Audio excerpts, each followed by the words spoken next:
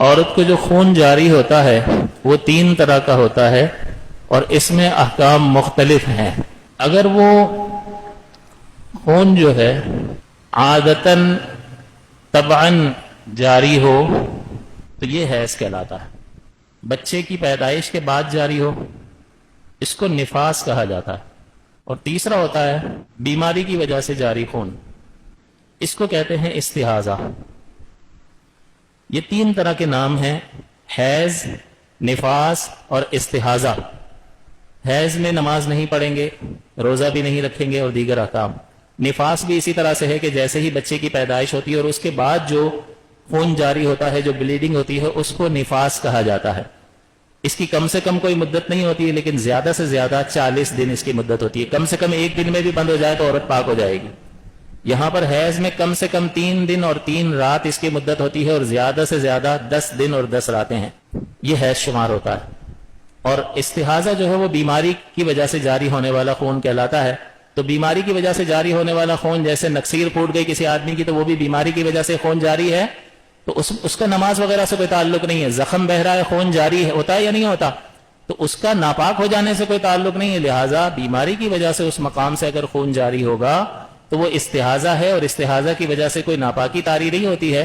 لہٰذا وہ نماز بھی پڑھے گی اور اس حالت میں روزہ بھی رکھے گی. تو یہ 3 طرح کی چیزیں ہوتی ہیں.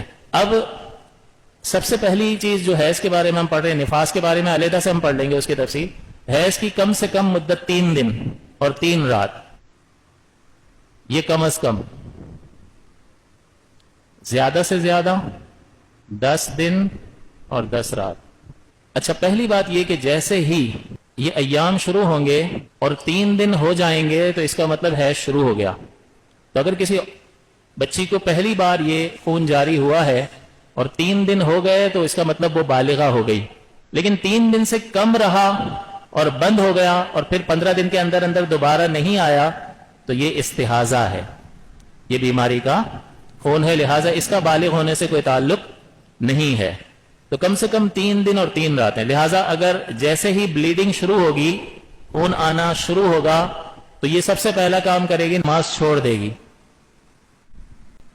آپ کے ذہن میں یہ سوال پیدا ہو سکتا ہے کہ بھئی یہ حیض تو اس وقت بنے گا نا جب 3 دن 3 راتیں مکمل ہو جائیں، یعنی 72 گھنٹے. جب 72 گھنٹے پورے ہو جائیں گے تو حیض کا حکم لگے گا، اور حالت حیض میں نماز منع ہوتی ہے. اس سے کم تو استحاضہ ہے، اور استحاضہ کی حالت میں وہ پاک ہے، تو نماز تو نہیں چھوڑنی چاہیے. لیکن ہمیں پتہ نہیں ہے کہ یہ 3 دن جاری رہے گا یا جاری نہیں رہے گا، اس لیے احتیاطاً حکم یہی ہے کہ فوراً یہ نماز چھوڑ دے گی. تو جیسے ہی خون جاری ہوگا فوراً نماز چھوڑ دے گی. اب اگر 2 دن میں بند ہو گیا اور پھر 15 دن کے اندر اندر دوبارہ نہیں آیا تو یہ استحاضہ تھا. لہٰذا ان 2 دنوں کی نماز قضا کرنی ہوگی اس کو. لیکن اگر تیسرے دن بھی آ گیا تو اس کا مطلب یہ کیا ہے؟ یہ حیض ہے، اور حیض میں نماز معاف ہوتی ہے.